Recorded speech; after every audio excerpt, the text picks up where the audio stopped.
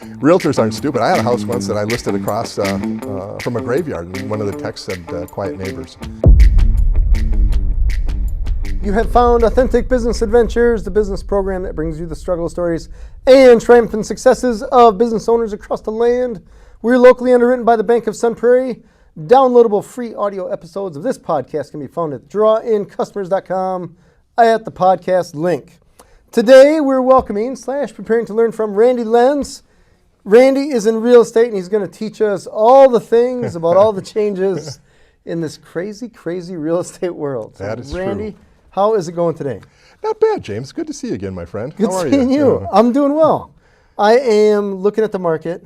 I look at the market every single day for what's for sale and all that kind of stuff, just dabbling in there, seeing what's going on. Turn it off, James. It's going to make you crazy right now. You know, I just feel like maybe I'm just grossly underpaid or it's just a weird dynamic, right? Interest rates were way, way low. Then interest rates went, what I considered, because I'm old enough to say this, I considered them to be a correction. But a lot of times people are saying like, oh my gosh, they're crazy high. Well, most of the buying market today hasn't ever seen an interest rate above 3% until this last wave, and now we're almost up to 7%. First house I bought was at 16%. So 16? 16. So I'm still not feeling real terrible about where we're at right now and people complaining about 7. Okay, so I was excited. Our first house, I got at 6.875. Good. And it was some, I think it was a Super Bowl special or something like that, because I didn't have to suffer through 7. And I thought, top of the world, man, I got this game figured out. And then the rates just down, down, down, and now they're whatever, 7-ish, whatever. So, but I'm looking, interest rates went up, so you thought, hey, the market, the prices, all that kind of stuff are going to go down. And at least in the Madison, Wisconsin area where we are. Right. Haven't seen that happen even a little bit. Not quite. Yep. Okay. Have you, or maybe I'm wrong there? No, and I think you're right. I mean, but here's what I was telling people earlier this year. I mean, every year that I've been in business, and unfortunately now it's more than 30 years. All right. Presidential election years, no matter who is in power, always tries to make things look great right before the election. Because people have short memories. They're about to get audited, right? And after November, no one cares, right? Because then it's Katie bar the door. But if we're going to see lower rates, it'll be sometime this spring, this summer, maybe early fall. And if the Federal Reserve reduces the discount rate and even a little bit, quarter of a point, half a point, mortgage rates will come down a little bit. So we might be looking at 6 and a quarter by the end of this year. After that, who knows? All right. Because they're talking $5 gas now. They're talking, some things that are just going to take off. And who knows if there are going to be issues we have to deal with after November. But if you're looking, this is probably a pretty good time, barring the things we're going to talk about today and try to explain what's going on. Because it's a mess out there right now. Let's start with the big one. Okay. With the payment, I guess you would call it commission? Yes. For real estate agents and all that jazz? Can you give us a little bit of a history? Sure. About sellers, agents, buyers, agents, commissions, all that kind of stuff, what it was, and now what it will be? This whole discussion might be a little bit easier if we talked about the meaning of life first. Oh, that's awesome. Okay? Because it's a mess, James. But so let me give you a little example or a little background. So if I'm a listing agent and I would go out to a home seller's home, I would list their house for a specific price, and then we would have a commission rate. Let's just say 6% in our market. Well, how it traditionally worked and how it's worked up to right now, basically, is that when you sold, that commission would be split between the listing company, my company, if I'm the listing agent, and the buying company for the buyer's agent. Across the country, over the last year and a half, a lot of home seller groups started class action lawsuits that said, no, it's artificially inflating the price of the home, plus the buyer's agents don't represent us, which is true, they don't. They represent the buyer. We don't want to pay them. And we think home prices will come down, which is a joke. We'll talk about that in a little bit. But we don't want to have to pay a buyer's agent anymore. They won every one of those lawsuits. Every major real estate company across the country has paid millions of dollars to get out of this. And last week, the National Association of Realtors made a huge payment to end this. Okay? All right. But how did it end? It ended where, as of July of this year, if I'm a real estate agent right now, I can take an MLS sheet and say, oh, okay, I'm getting paid this. And right off the bat. By the end of July of this year, commissions have to be off an MLS sheet. So there's an agent out there right now that can tell me or tell you where they're going to find out if they're even going to get paid. They might have to call every real estate company. I mean, it takes me back to very early when I first started. We didn't have lock boxes when I started back in another century. I literally had to go to the offices and pick up the keys for every showing I was going to do and then Holy take them cow. back that day. So imagine how many buyers you could work with, right? Because you can only run around and get 8, 10, 15 keys in one day, right? And that kind of takes me back to that, because I think what's going to happen is there'll probably be some resource where realtors will go and they'll say, oh, this property is paying this commission, and you'll at least know, and then, or you're going to end up writing it into the offer, which the state and the U.S. government don't like, because it makes the realtor a party to the transaction. And you're not the buyer, you're not the seller, you're facilitating the sale. So I'm not really sure as we sit here today where it's going to go. Those home sellers all think that, or one of the responses they had was that it was going to help reduce the cost of homes. Well, I've had over 1,500 clients in my career.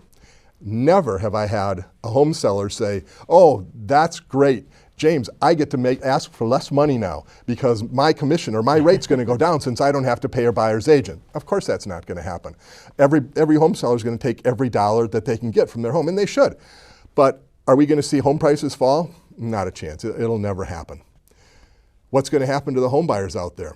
So I think what's going to happen is that they're going to realize that home sellers basically shot themselves in the foot, because a lot of home buyers that I work with, your kids, my kids, everyone that's out there now has to have all the toys. So they've got all the great devices, all the best cars, because they got to have everything that mom and dad had early on, right? Sure. Way before mom and dad had them.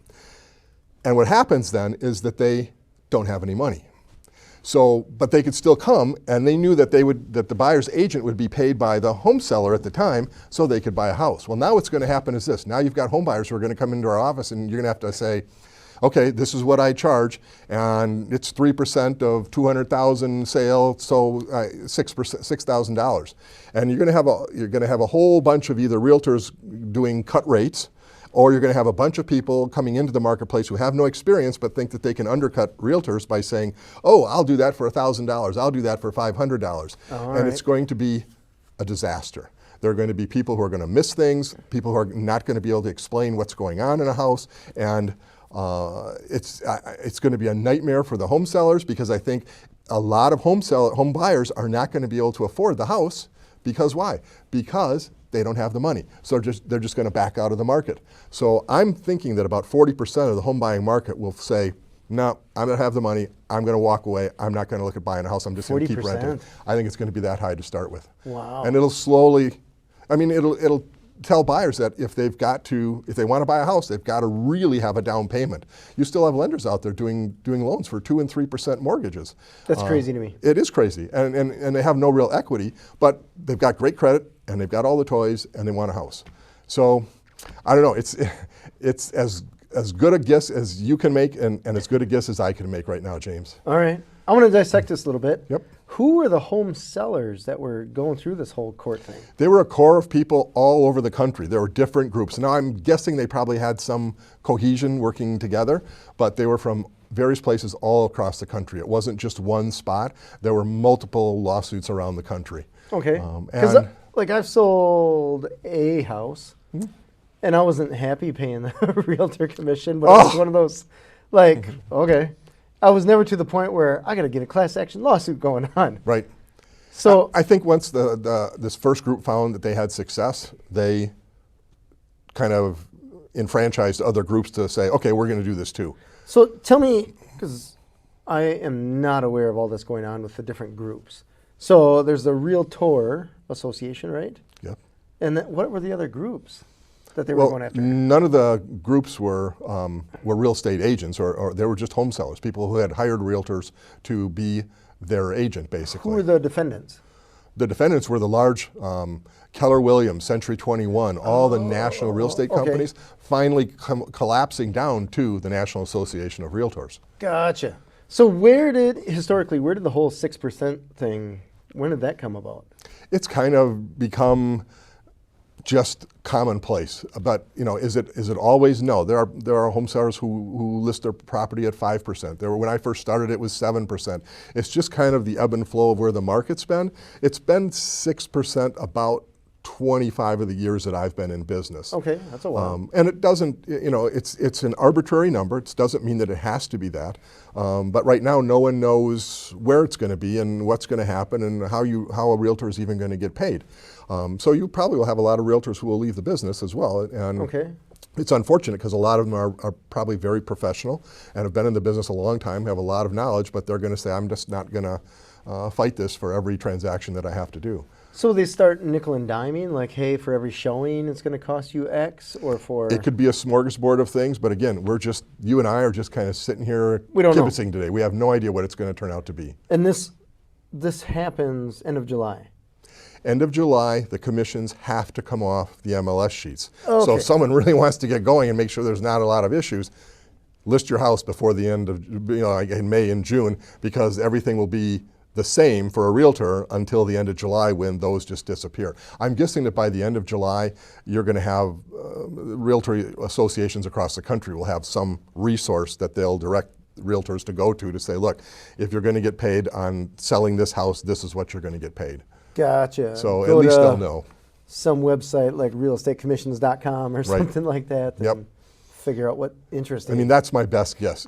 I could be completely wrong, but that's what my best guess, because all buyers want their own agent. Well, if they don't want to pay a sales commission, and the buyer's agent says, well, I'm not working for free, Right. They have to know if the seller's going to offer any commission, any sales commission on the property. Okay. It's the only way, and yes, there are, realtors walk away with some pretty staggering checks, but I look at it and I go, if you knew what the expenses were, what you were paying for a co-broke. In other words, every agent has a split that they have with their broker for having the franchise and whatever there that they pay, their own expenses, whether it be travel, whether it be cards, whether it be just supplies that they have to do their business, the signs and things. It's not as big a number as people like to think. Okay. So it can be very good. It can be a very lucrative career. I mean, I've been in it now. This is my 37th year. So, and I've enjoyed every year. But it does take some effort. Every year? Yeah, 2008? okay, 2008. We'll take 2008. We'll take 2009 out too. Okay. Those are not fun years. I mean, literally, I'd list a property and a house next door would go up and they'd put it $25,000 under what you just listed that house for. Oh, wow. Yeah, I mean, I literally had sellers coming to closing writing checks of over $30,000 to get out of their mortgage. Yeah, that was a very painful period. No question about it. Essentially opposite of what we have going on now. Okay. Yeah, it was a total buyer's market at that point, total. And since probably now about 2000, probably 15, 14, probably the last 10 years, it's been an absolute seller's market, even here in Dane County and across the country. Yeah. It's been a long time that I feel like it's been a seller's market. Yeah. When interest rates went up, I thought, oh, finally. And I was wrong. Well, it has slowed things down, and it has made home sellers a little more to the point of where they should be, because a lot of times I see in a market when it first starts is you've got all these sellers who have stars in their eyes, and it's like they list a property and you kind of go like, what? Where did that come from? 2 years ago, a year and a half ago, I could find people in the city of Madison a nice home for between $240 and $270, somewhere in that range. Wow, okay. And last spring, it started at $350. And that's where it's gone, across the county now. I mean, a home now is going to be almost $350, $400, $425, $450 as a starter home. And I look at my kids who don't all own properties yet, and I go, how are they ever going to get into a house? I mean, it's unfortunate. But we get people from both coasts who look at our market as candy, because they're out there selling for 800, 900,000, or $1.2 million, $1.3 million, and then they come here and it's 400,000, 500,000. They're going, oh, I'll take two. Yeah. Right. It's interesting. Our first house was $150,000. I remember just scraping to get that thing, and that was in 2002. And now I think last time I looked, it was 300, 350, something like that. Isn't that? Don't you hate that when you look back at the houses you own and what they're worth and what they're selling for now? It was one of those things where I'm like, I can't see that being worth $350,000. Right. Yeah. It's almost embarrassing that someone feels that they'd be willing to pay that. Yeah. But that's what it is. That's reality. But, where that all started was what you referred to when we started, interest rates. Okay, so there are people who got those 2.8, 2.9, 3.0, 3.1 interest rates. I have one on the house that I have now, 2.9. And those people will never put those houses on the market in my lifetime. Why? Because they've got a 30-year mortgage on that. And they go out and they look and they say, I have a 2.9% interest rate on my house. Why am I going to pay 7.5%? Right. 3 times, 2 times, 2.5 times. And it's like those houses will be off the market forever, at least in my career and my life. And so, and we're not, and COVID killed us a lot because building and everything, as we remember, stopped. So there's years where 2020, 2021, where virtually nothing was built. And so you go from 0 in 2022 to like 3 because there's nothing there. And that only exacerbated the amount of lack of inventory that we have to the point now where a typical listing is, I put it out on MLS on a Thursday or Friday. I say, open house Sunday, 1 to 2. Offers reviewed Monday, 5 to 7. 5 days. 5 days. 5 days, yeah. Instead of months. Right, and sometimes it doesn't sell every once in a while, and then that language just all disappears in the comments, and you just kind of go on to plan B. But about 80%, maybe even a little higher than that, of homes on the market right now go in that 5-day period. Wow. So you get out there, you market it as high and as fast as you can on every possible website that's out there. You hit as many past clients as you have, and it's gone. I took a picture 2 years ago at an open house early in the spring, and I had a picture of 64 shoes in the entryway because there were 32 people in the house at that time. Oh my gosh. Yeah, it was crazy. It was crazy. It's got to be weird walking past people that are essentially your competition. Yeah. Well, like, what are you posting on the price here? I ask all of my clients if they have flexibility, because if I can push them off to Labor Day if they're a buyer, it's the best for our market, for Dane County. Because why? Because all of our leases here end in like May, June, July, okay? Maybe August. But everything and everyone wants to be somewhere for the new school year, whatever, by Labor Day. Yep. And what happens is listings drop off a little, but buyers drop off a lot. So as I was telling you earlier, the under list price offers that I got accepted last year all came after Labor Day. And if my buyers have flexibility, I say, let's wait till Labor Day, because September, October, November, December are great months in our market, and there's very few buyers competing against them at that time. All right, great time to be a buyer.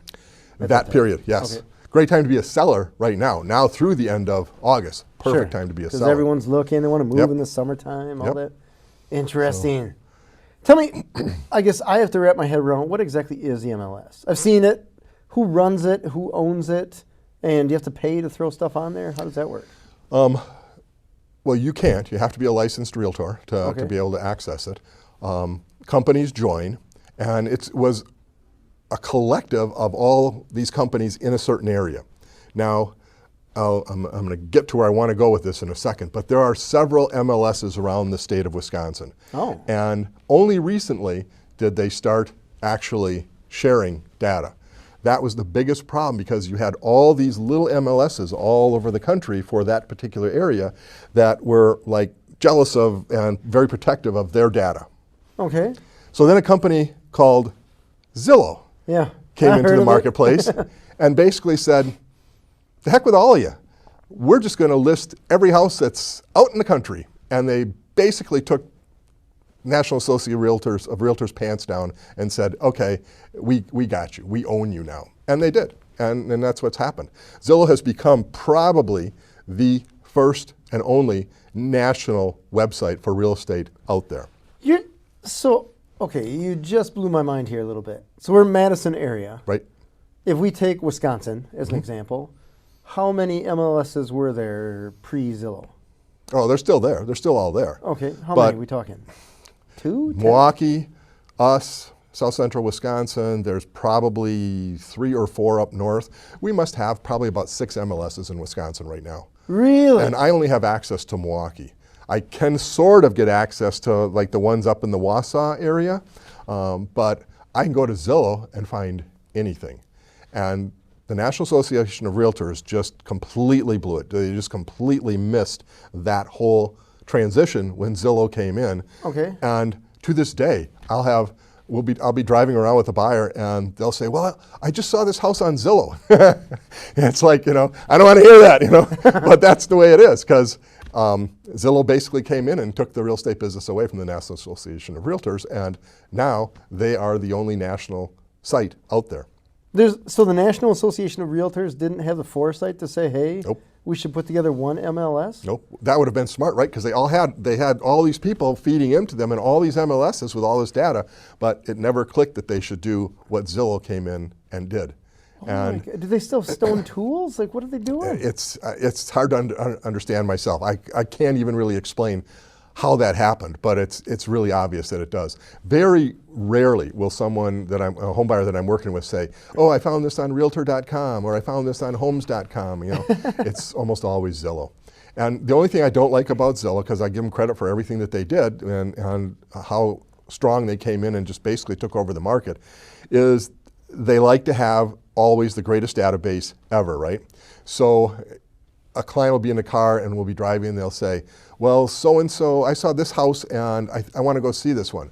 And then I'll look it up on our MLS and it's had an offer for like 10 days. Oh. So Zillow basically goes active, sold. And unless it's actually closed, it stays active. So I have clients calling me all the time about, well, I saw this on Zillow, it still says active. Yeah, well, it's got an accepted offer, it just hasn't closed yet. So that's the only complaint I have about Zillow, but they did a great job of basically taking over the real estate market in this country. So that information, when there's an accepted offer, is that, I imagine that's not necessarily public. So where does that get posted, or does it get posted? If you call up a listing, it'll say pended or contingent or something like that. Well, that tells you that there's an offer on it. Got it. And in the marketplace that we're in, there's no reason to go and look at it because probably 50 people have gone through it in the first 3 days it was on the market. They might have one offer. They might have what's known as a secondary offer, another offer behind that, maybe even 2 or 3 secondary offers. So it's just better to just move on and go to another property. Okay, you're too late for that one. Yep. Look somewhere else. Okay. So interesting. And Zillow, so where does Zillow make their money? Realtors. Oh, really? Sure. Because why? Because realtors go on and advertise on Zillow as the agent to call to see this property type of thing, pay huge amounts of money to Zillow to do that, and they're kind of quaking themselves right now with this decision that's come out, because they don't know if their realtor associates will have the money to pay if the entire commission structure collapses, which it inevitably will now. Interesting. So Zillow's got to be scrambling a little bit too and figuring out ways of how to make things more enticing for realtors to stay on their site. Okay. So with this whole commission thing changing stuff, is there anything positive about it that you can point out? I wish it was better thought out as to what was going to happen, because it was just like, okay, we win, we're home sellers, yay for us, and that was it. We're changing the rules of the game. We're changing, this is now disappearing and we don't care what else happens. Okay. Some people say, well, the home buyers will just have their offers written and reviewed by an attorney. Well, you and I have both worked with attorneys for a long time, right? Mm-hmm. And you tell me what attorney is going to drop everything in their office to go, oh, I have to review this offer right now because this house is going to sell in 6 hours and my client wants me to look at it. Not going to happen. I've never known an attorney to move fast. Yeah, ever. So it's going to go into the office at Monday. Maybe they get to it by Thursday or Friday. By that point, the house completely sold and they're moving on. So I don't see attorneys as, attorneys certainly have a good source and a good place in a home sale and can be very, very helpful and constructive. But I don't see their review of offers replacing realtors, because they're just not set up to respond immediately. And that's what's going to have to happen in the market that we're in. So in Wisconsin, when we want to make an offer, we use the standard form. Correct. And you just fill in the blank or check the boxes, whatever. Does every state have that, or is that just every state has their own form? Okay. So again, in like all 6 or 7 of our MLSs in Wisconsin, we all use our form. But Illinois has its own form, Iowa, Michigan, every state has their own forms. Wow. Some states are attorney directed. Illinois, for example, you can't go to a closing without an attorney in Illinois. Really? It's an attorney-directed state, and you pay big bucks to have the attorney review on their time frame and things. So it's completely different than Wisconsin. I've had Illinois clients come up here, and they're like flabbergasted, like, well, where's my list of 8 attorneys I'm supposed to? Well, about 20% of my clients actually work with an attorney. So it's like it's not the norm.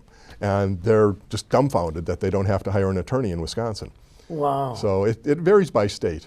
You know, I've had a lot of real estate investors on the show, and I would say, I bet half of them invested in real estate that they never saw. Their remote closing and stuff like that. Really? Yeah. There's a You guy. just got pictures, or? Yeah. Okay. Yeah. There's a guy that lives in, I don't know if he's Spain or Portugal, but he's investing in stuff, and I think it's a lot of flipping. It's not buy and hold, it's buy and sell, essentially. Okay. But there's guys selling dirt, literally stuff that's not built on, buying and selling stuff like that. So it's interesting talking to them because I had just come from a closing on commercial property. Okay. And I was like, this seems, you know, you're signing 500 documents. And I'm like, I don't have to do this when I pay my taxes. Like, how many people are involved in here that really don't need to be involved? There are even 2 people from the title company there. Yeah, and to kind of piggyback on your question, I've had only one client that bought a house sight unseen in my career. Oh, really? Okay. Yeah. And I know there are realtors out there who have done that and done it several times. It makes me very uncomfortable because you're kind of representing not having maybe even met them or know them, or knowing, like in your case, you want a closet that's at least 4 foot wide and this one's only 2 foot, because if you don't impress them and you are really not attuned to what they're doing, it's really hard to write an offer for sight unseen, even with pictures. Because if you don't take the right angle of a picture, how do they know that there's a gas station right next door? You know, that type of thing. So I've had it. I've seen it done. I know that there are realtors who have done it a couple of times, maybe even more than that, but it's a really scary thing for a realtor to be put in that position. Yeah. Oh, I can imagine. Yeah. I can imagine. Yeah, I always joke with people, because I buy and sell a lot of cars. And you look at the pictures that people post, and you're looking more at what did they not take a picture of. Right? Like, here's the nice fender, but they don't show the passenger fender, right? It's exactly that way in real estate. I mean, how many times do you go in and you get a very compact picture of the house, and here's a church, and here's a daycare right next door, right? And you're kind of going, oh, those kind of got edited out of the pictures. Yeah. But, you know, realtors aren't stupid. I had a house once that I listed across from a graveyard, and one of the texts said, quiet neighbors. So, Oh, no. so, I mean, you learn over time to just kind of play with it a little bit. But That's it was funny. It was fun. So it's been an interesting career, there's no question about it, and it just keeps changing year after year, and this is probably going to be the biggest change that's going to come, and there's not a lot of people that I can even go to right now. I work at, my franchise is Next Home, and I work at Next Home Metro here in town, and the CEO of our franchise is a fellow by the name of James Dwiggins, who's been absolutely on top of everything that's going on in the marketplace right now. But I think even James would say that he's not completely sure where things are going to go, because no one really knows, and it's not for sure that it's even going to work out this summer, which is unfortunate it comes right now, because this is like the start of the season. This is when everyone wants to buy that home and be somewhere before the end of August. So Yeah. it's going to be a lot of just kind of tiptoeing through things for a while and trying to figure out where we go from here. Interesting. So, from the Realtors Association, do you see that having a purpose anymore?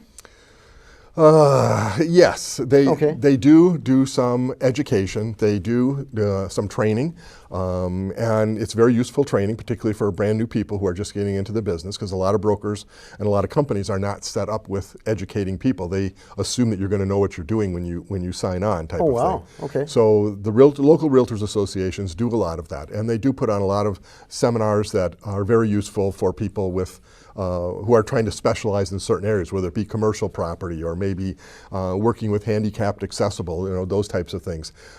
So there is a purpose for the local boards. It's just unfortunate that they spent decades just hoarding their information and not sharing, and allowing Zillow to come in and just basically take everything away from them. What do you mean there's an internet? Yeah, good point. Worldwide? And it goes to McWanago? Yeah, right? It's just a fad. It'll go away. So, if I'm a person that's interested in getting into the real estate business, let's talk a few years ago. Did I have to become a member of the Realtors Association, or was that an option? Or tell me about that game. Good question. So you can be a licensed real estate agent in the state of Wisconsin by just taking a test Okay. and passing the test. You have to put in a certain number of hours to start with to get to that level, but you can. Hours of Training, of education. okay. Okay. Not just opening doors and turning on lights Correct. and being like, hey. And it used to be, because I was one of the last years that could do that, you could go for your broker's license immediately.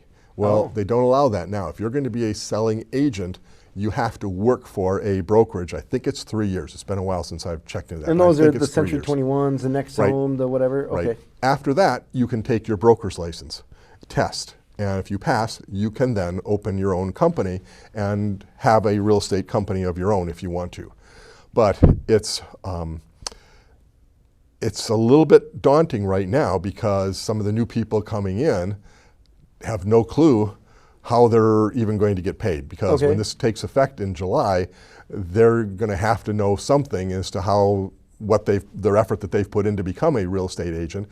And once you belong to, let's take that one step further. Once you have your license as a real estate agent and you join a company, you are then required to join the local MLS, the local real estate company. So in Wisconsin, it's the South Central. Here, it's the South Central Wisconsin. They're over on Hayes Road, real estate company, or real estate association. And at that point, you take their first training and you become a realtor. Okay.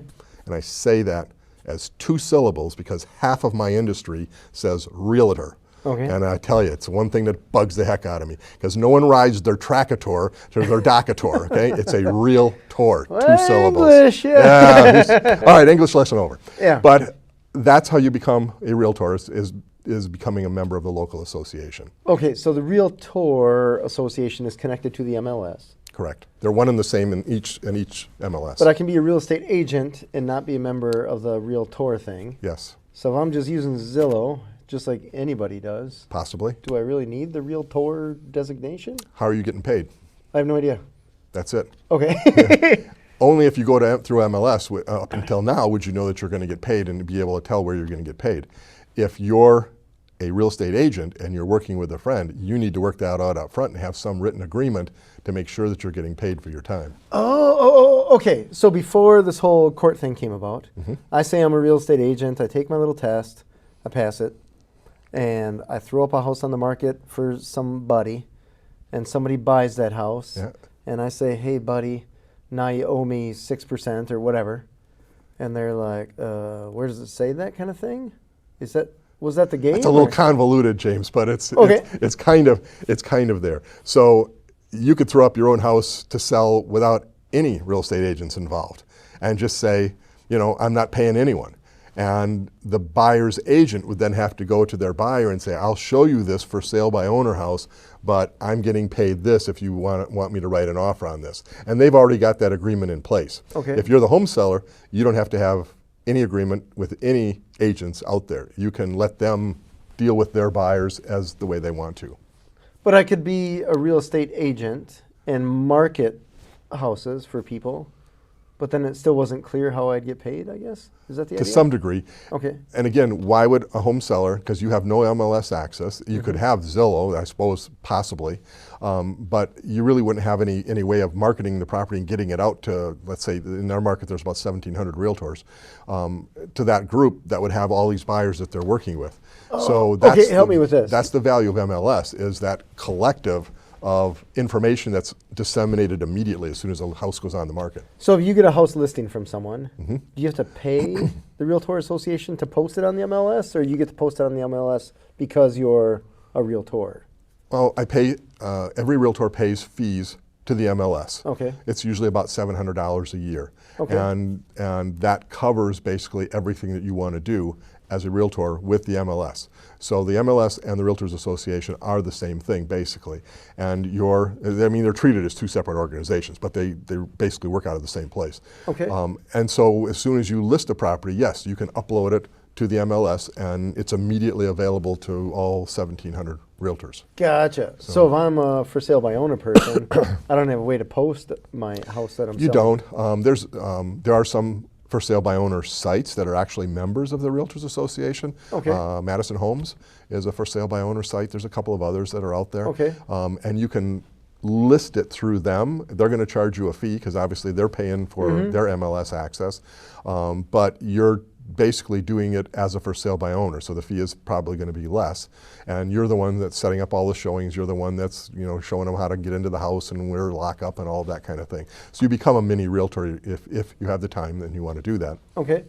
I have seen, I want to see flat fee MLS or something like that. I'm trying to think. Okay. And that's essentially the same idea? Right. And I think that's what's going to happen with buyer's agents, is that there's going to be a lot of people who are going to come out and say, well, I don't need 3%. I'll do this for $1,500. I'll do this for $1,000, that type of thing. But the problem is, unless you're really, really good as a buyer, you have no idea whether they've never even shown a house before and they're just opening up a shingle and trying to get your business. Got it. That's where the problems are going to happen, when people miss things that they should be pointing out and they should be seeing and should be telling their clients about, and they just completely don't know. Okay. And are buyer's agents typically part of the Realtor Association? Oh, yeah.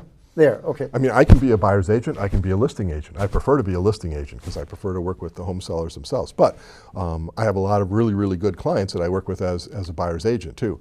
And up until now, it's not been any issue. It was just kind of the way it always was, and I got paid at closing, and the sellers were happy with what they got, and off we go. But that's all changing now. Interesting. Yeah. What a bizarre market. It will be. It's kind of intriguing in a way, because I don't really know what's going to happen, nor does anyone. And it's upon us. I mean, here we are, middle of April right now, and end of July, the whole world is going to be turned upside down. So there's bound to be some change, some significant change and direction given, so real estate agents know what's going on over the next couple of months here. I mean, there almost has to be, otherwise things are just going to stop. Okay. So that 6% thing, was that worldwide, or does Canada do that same thing, or what do other countries do? I'm not knowledgeable in other countries. I've never sold or bought real estate in other countries, so I can't really tell you that. Canada and Mexico are similar, but they vary too what the standard is. So 6% kind of became the standard. 5% on new construction in our marketplace. And it had started when I first began, because home prices were a lot lower at that point. I mean, my first house was $79,000. That same house is now about $420,000. So 7% was kind of the standard. But then as the prices started going up like this, commissions kept going like that, and at the same time, realtors were doing okay, because obviously as the home prices were going up, they were still, even though the rate was going down, they were still getting what I considered a fair shake, considering the expenses that they have to take care of. Yeah, I'd take 5% of 400,000 over 6% of 79. Yeah, bingo. So, I mean, as numbers go. Yeah. Interesting. The market, I believe, in 2008, 2009, weeded out a lot of real estate agents. Yes. Because they're like, whoa, I guess in that time, there just wasn't anything to sell, or not as much to sell. There's more foreclosures going on. Well, there was no one who wanted to buy anything. That was the problem, unless you had a lot of money. I worked with remodelers at that time and rehabbers, because they had the money, and they would come in and we'd write these offers that were sometimes $100,000 under list price. And if someone was upside down, they might counter back $20,000 higher type of thing, and my people would sign it, and then they'd go in and they'd rehab this house and make it beautiful, because there's a certain level of economy where the home buyers out there don't care what's going on in the market. I mean, yeah, they do. They care a little, but they have the money to do whatever they want at any time. And so they would come in and buy these beautifully revamped homes and pay a considerable amount of money for them, because they didn't want to deal with anything, they didn't want to fix anything, and the remodeler had already done that. All right. So I worked with a number of those people during that 2008 to 2010 period, because the average buyer, the average seller was just, I mean, like deer in headlights. They had no idea what was going on, and they were just stopped. Interesting. Yeah. Huh. And then slowly, I mean, there was that turn where all of a sudden you get to a point where you realize, oh, the market's changing, because all of a sudden people were rejecting offers written under list price. Oh! And that changed. And a fellow that, Bill Quigley, who was a lender here in town, he and I were doing radio shows back then. And one of the radio shows we were actually doing together, I had forgotten to turn my phone off. And my phone started ringing the first 15 minutes, just like endlessly. Well, what had happened is interest rates had come down from like 7.9 to about 5.9 that Friday. And people were going nuts. Day? Yeah, it was just crazy. Wow. And the market just exploded with sellers wanting to get their houses out there because buyers were coming and knocking on the doors now. Oh, interesting. So that kind of turned where we're at now, and it just kept going and going and going to the point now where sellers, because of the lack of inventory, control our market. Interesting. Yeah. So in your, I guess, crystal ball, are you imagining in 5 to 10 years it's going to flip because all these people that had the 2-3% interest kind of thing are like, hey, we got to move. We've been here for a decade or something like that? I think it will slowly increase, but Okay. I think some of those 2.9, 3.1 mortgages that are out there, people will take to the end of the 30 years. Really? And they'll be there after I've retired for many years. I mean, Okay. I just don't see that happening. What can impact that is if we get a lot of new construction that's affordable, and I don't see a lot of that coming into our marketplace because there's no real place for first-time buyers to go. I mean, almost every buyer I have right now that's in or has been in the last year has to have 2 couples working to afford what's going on. And that's really difficult. So if it's a single person, or let's say it's a retiree and now a single person, it's really hard for them to buy a house, even in this market, because we're so used to being relatively affordable, and we just don't have that much affordable housing in Dane County anymore. Right. So do you see people just spreading out? I see them moving further out of the city. I see them Okay. moving up north or further west or to more rural areas and smaller towns where housing prices, but we're talking 50, 60 miles. We're not talking just like, to Evansville type of thing. We're talking 50, 60 miles to get out of the higher prices, because that ring of high prices just keeps getting bigger and bigger around Madison. I mean, it's in Oregon, it's in Waunakee, it's in DeForest, it's in Cottage Grove, it's in Evansville. It's that whole ring of communities around Dane County. Janesville, I have a lot of clients who've bought homes in Janesville, and Janesville used to be a nice place where you could go if you were willing to make the 25-minute drive in and get a decent home. Not many people want to make that drive in because now they're paying almost market rate in Janesville now. Wow. Yeah. It's interesting. They had a house come up for sale in our neighborhood. And anytime you see the little sign come up, you're like, oh, I wonder what they're getting. Yeah, on the internet immediately. Yeah, and we look it up, and I think it was $550. And I was like, no way. Yeah. 3 days. Yeah. 3 days it was Contract sold. pending. And I'm like, no way. Right. So I tried to talk to my wife. I'm like, let's just sell now. We'll live in a camper because I feel like the bottom's I going know to where that drop conversation went. That was a big fat no. But she was probably looking at it like, oh, great, we're going to get what we want. But what are you doing? You're going into a market, because I know you've got a low interest rate too. Yeah. And you're going into a market where your interest rate's going to be more than double what you're paying right now. And this is coming from a guy that thought that e-commerce wasn't going to take off. So don't take this as gospel by any means.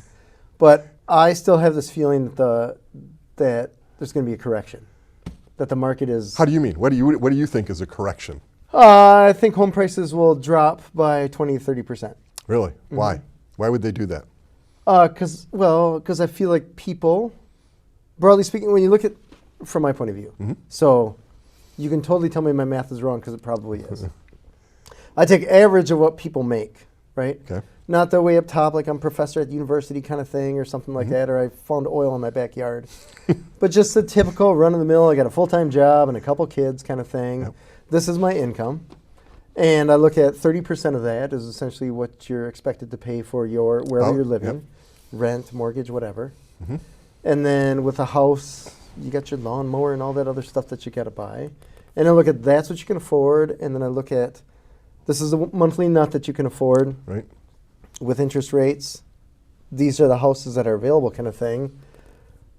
There's not a ton for them to buy.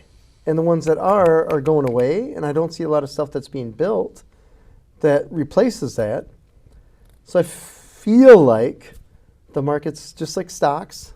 There's got to be a correction.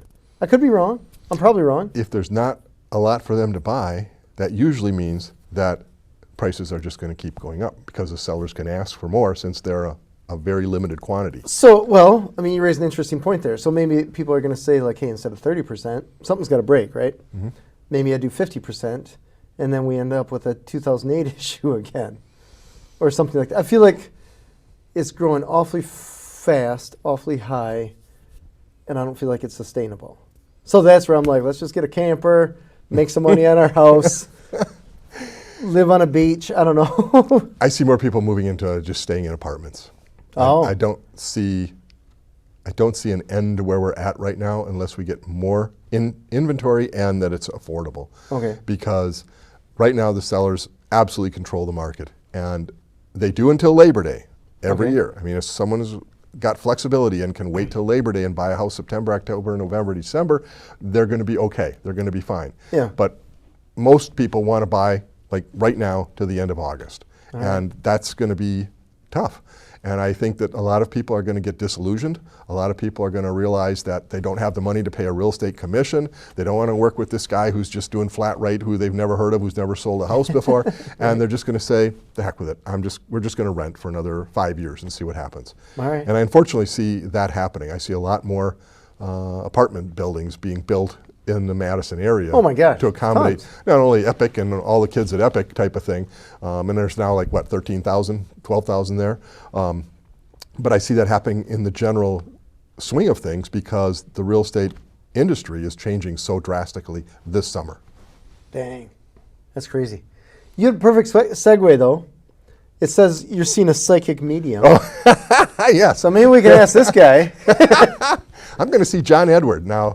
We're in mid-April, and I'm going to see him this week. And I grew up watching his show called Crossing Over many, many years ago. Help me just jog my memory here. Okay. Who's John Edward? John Edward is a psychic out of I believe he's from Long Island. Okay. And he had, it used to be the Sci-Fi Channel, and he had a show there called Crossing Over for a couple of, about 4 years.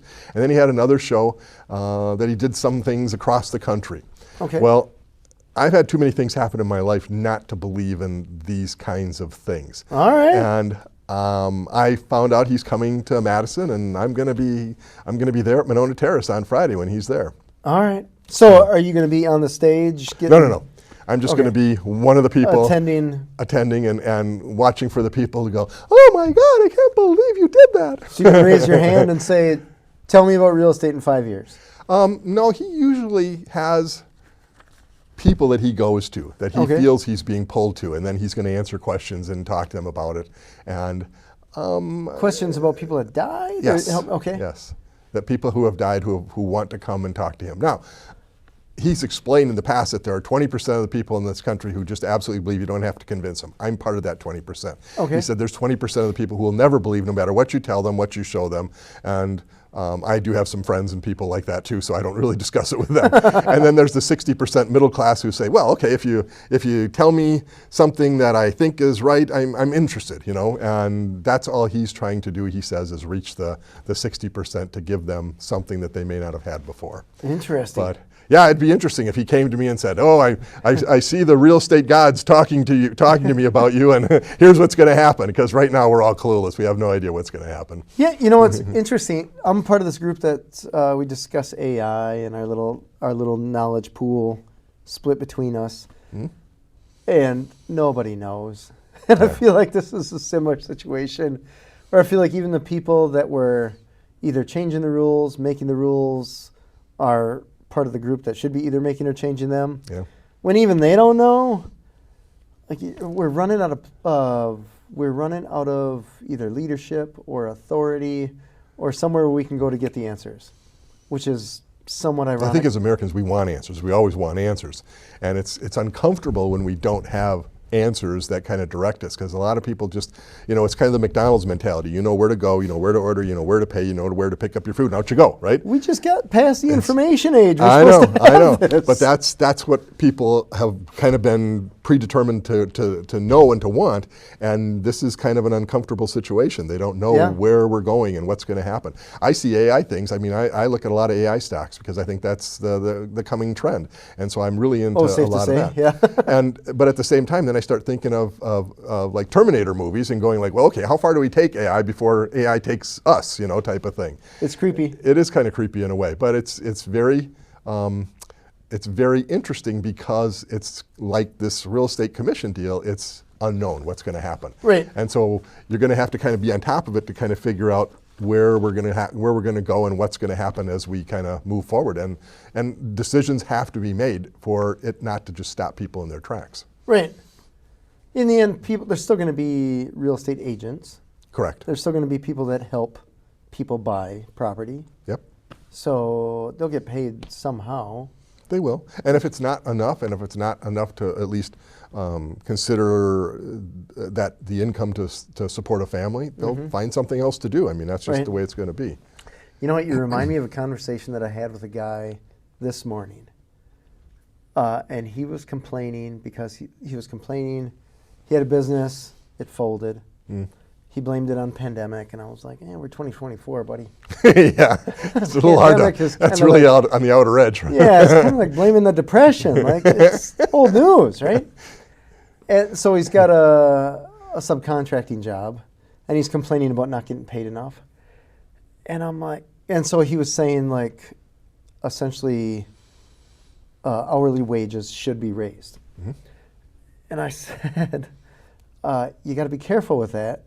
Right, because the market is going to dictate, right or wrong, and it's up to you to take responsibility to work in a job that's going to pay whatever it is that you want to make. So if you're not willing to learn a skill that works in a job that pays whatever you want to make, and you're just waiting for that handout, you're going to be waiting an awfully long time. And so we went down the whole, like, fast food workers making whatever, $20 an hour, and then people being surprised when fast food goes up in price. Yeah. Like, it wasn't like the fast food companies are just like, well, what do we do with this pot of cash now? Right, we've been saving this. Like, no, that's not exactly what happens. I think those kind of people never really feel satisfied, or it's always something else that's affecting them and not them. It was it was blame. Yeah. And I was like, dude, you got to take responsibility. Yeah. I mean, if he's working in a consultant or she's working in a consultant job, they ought to be getting paid the highest amount that you get for that, because that's what you hire a consultant for, an outside consultant to teach you how to do something. And you can't really complain that it's not a good job. If it isn't, then we'll find something else to do. Yeah. I joked because I had my printer repair company, and if I still would have had that during the pandemic, I sold it before, not because of some hindsight or foresight, I should say, but just pure luck. That company probably wouldn't have made it. It's very tough to fix copiers and printers and offices if no one's in the offices. Right? There's no one there to break them or kick them or whatever. So it's just dumb luck. So I told him, if I was the best typewriter repair guy, I'm still out of business because there's not that many typewriters. Like, your skills have to evolve. Speaking of that foresight, a month before COVID hit, I had let the lease go on the office that we had on the Beltline. And we had Beltline signage and things like that. And I'm realizing, all the people that worked for me at that point were out and about selling things. And no one was coming into the office. I had this beautiful office around the Beltline with Beltline signage and stuff. And it's like, why am I here? So I finally went downstairs to talk to the dude who owned the building, and I said, I think we're going to leave. And he goes, well, I got a 4-year lease at that point. He says, well, how about this? How about you pay me for a year, and then I'll let you out? And I said, great. Okay, let's do it. And we did. And that was February 15th of 2020. Oh, wow. 4 weeks before COVID hit. Wow. And I'd have been paying for a lease that I'd never used on a real estate office that no one would ever come to for years. And it was just great timing. Wow. Yep. Pure dumb luck. That is cool. Congrats to you for that. My pleasure. It was like the best decision I ever made without realizing I was making it. It's interesting when people like you and me just understand that, the value of luck, I guess, when it comes to that.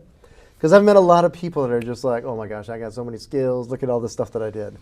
And I'm like, that market could have gone any direction. Right. And because you made the decisions that you made, it was essentially a lucky break. Right.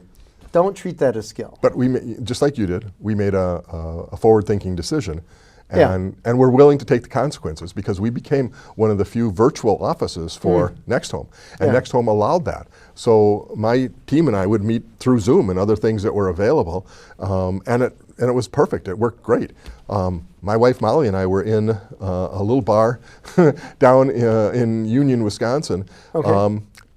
The day the cops came in and said, you all need to go home, we're shutting it down.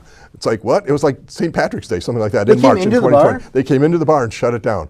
And this was like 4 weeks after we had closed the real estate office. And it's like, what did I do for the next 3 months? What everyone did, just sat at home and going, what's going on here, Yeah, when they close the bars in Wisconsin, you know something's something's going on. Something.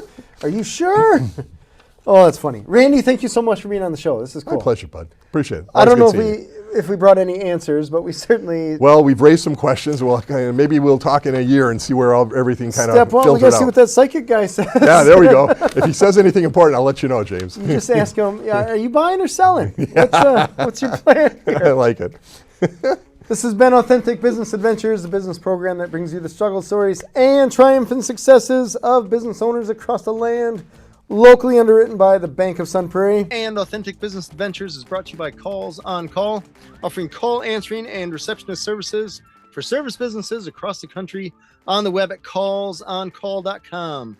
And of course, the Bold Business Book, a book for the entrepreneur and all of us, available wherever fine books are sold. I'd like to thank you, our wonderful listeners, as well as our guest, Randy Lenz.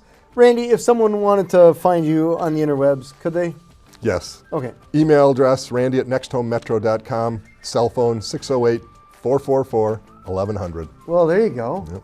So you got all the answers, at least the questions right here. This guy. Randy's a great guy. And I tell you, anyone in the real estate world, real estate market, I mean, you got to have thick skin and a smart brain, I imagine, if you want to last any more I'll take than your word on that. But 6 months. All good. Past episodes can be found morning, noon, and night at the podcast link found at drawincustomers.com. Thank you for listening. We will see you next week. I want you to stay awesome. And if you do nothing else, enjoy your business.